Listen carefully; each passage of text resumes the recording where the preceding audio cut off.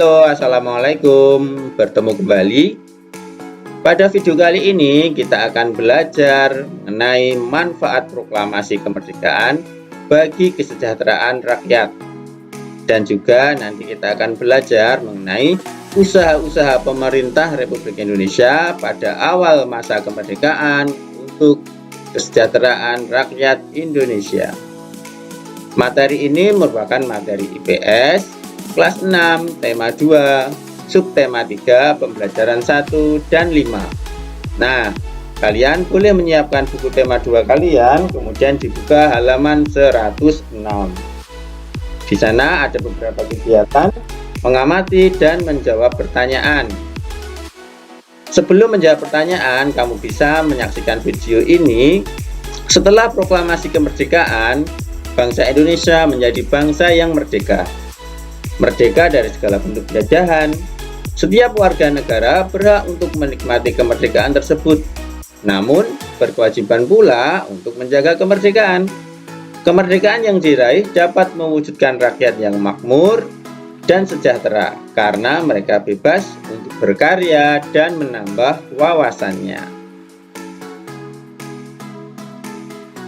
Apa saja yang berubah sebelum proklamasi dan sesudah proklamasi kemerdekaan Indonesia, atau apa pengaruh proklamasi kemerdekaan Indonesia terhadap kesejahteraan rakyat Indonesia? Coba perhatikan gambar-gambar berikut ini. Gambar-gambar ini merupakan kondisi atau gambaran dari petani Indonesia pada masa penjajahan. Pada masa penjajahan, petani Indonesia harus tunduk kepada aturan-aturan penjajah ataupun aturan kolonial, seperti harus menanam komoditi tertentu, kemudian hasil panen juga harus dijual atau dibeli oleh pemerintah penjajahan pada masa itu dengan harga yang sudah ditentukan oleh penjajah. Dengan demikian, para petani Indonesia tidak bisa mendapatkan kesejahteraan atas hasil kerjanya. Setelah Indonesia merdeka, maka petani mempunyai kebebasan dan mempunyai kemerdekaan untuk melakukan kegiatan bertani sesuai dengan kebutuhannya, dan juga mereka mempunyai kebebasan untuk menanam komoditas yang menurut mereka akan mendapatkan keuntungan, sehingga petani kita akan menjadi lebih sejahtera.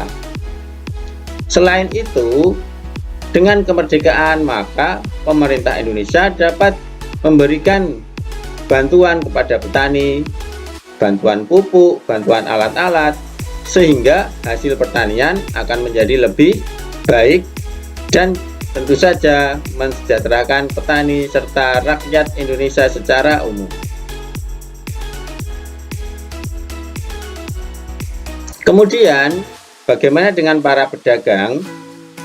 Pedagang pada masa penjajahan contohnya adalah seperti yang tampak pada gambar. Mereka adalah pedagang kecil yang tidak mempunyai tempat berjualan yang permanen. Tidak adanya dukungan modal, mereka tidak bisa mengembangkan usaha mereka. Setelah proklamasi kemerdekaan, maka pemerintah memberikan perhatian kepada para pedagang, misalnya dengan cara memberikan modal atau menyediakan fasilitas untuk berdagang, sehingga usaha mereka menjadi semakin berkembang. Para pedagang dapat menjual dagangannya dengan harga yang layak dan mendapatkan keuntungan.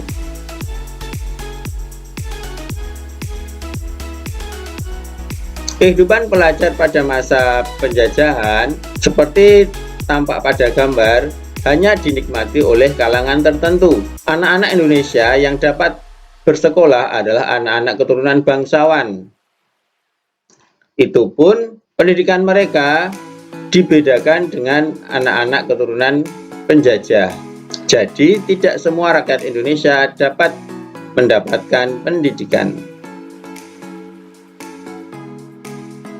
Nah, setelah kemerdekaan, maka pemerintah Indonesia mewajibkan semua anak-anak Indonesia untuk mengikuti pendidikan, berbagai macam beasiswa, dan juga pembangunan sekolah-sekolah telah disesuaikan dengan kebutuhan rakyat Indonesia untuk mendapatkan pendidikan. Semua orang pun sekarang berhak dan dapat bersekolah. Nah, dari beberapa kondisi tadi dapat kita simpulkan bagaimana pengaruh proklamasi terhadap kesejahteraan masyarakat. Dengan adanya kebebasan, dengan adanya kemandirian, dengan adanya kemerdekaan, maka kesejahteraan masyarakat dalam bidang pendidikan, dalam bidang ekonomi dapat diraih oleh rakyat Indonesia. Hal itu tentu saja tidak akan didapatkan apabila Indonesia masih dijajah oleh bangsa lain. Oleh karena itu, kita harus bersyukur dengan adanya kemerdekaan ini, kita memperoleh kemerdekaan untuk mendapatkan pendidikan, untuk bertani, untuk berdagang, sehingga kehidupan masyarakat Indonesia dapat sejahtera.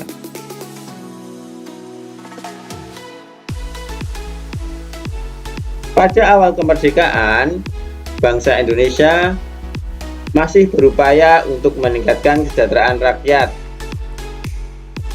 Hal ini disebabkan karena pada awal berdirinya Republik Indonesia, keadaan ekonomi Indonesia sangat buruk.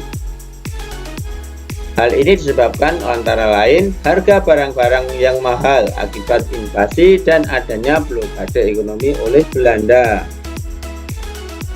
Berbagai upaya dilakukan oleh pemerintah beserta rakyatnya untuk meningkatkan kesejahteraan. Di antaranya yang pertama yaitu pinjaman nasional. Program pinjaman nasional ini dilaksanakan oleh Menteri Keuangan Insinyur Surahman. Pinjaman nasional akan dibayar kembali selama jangka waktu 40 tahun. Kemudian konferensi ekonomi.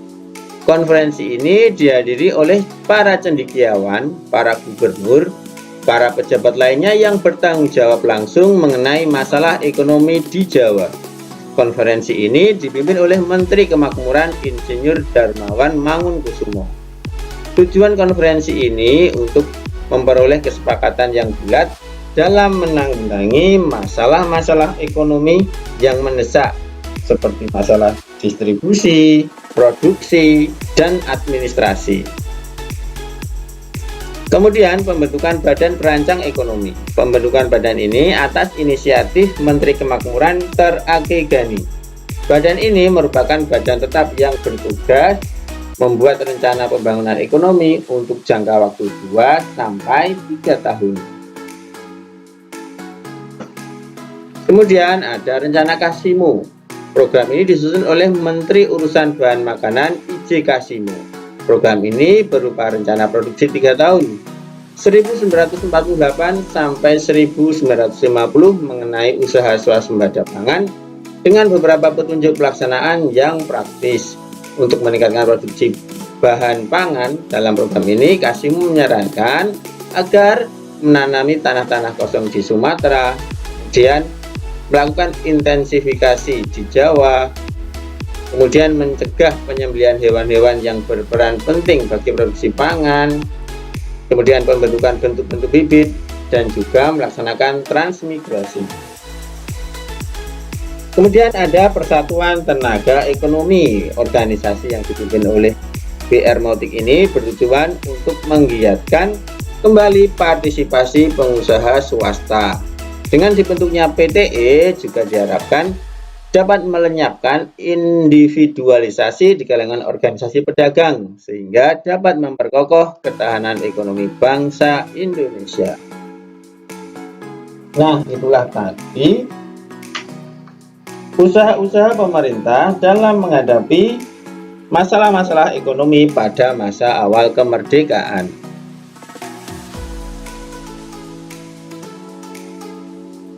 Oke, demikian video kali ini. Semoga dapat membantu kalian dalam belajar. Nah, kemudian kita sekalian buatlah kesimpulan pada halaman 132 buku tema. Demikian video kali ini, semoga dapat membantu. Pak Guru akhiri, wassalamualaikum warahmatullahi wabarakatuh.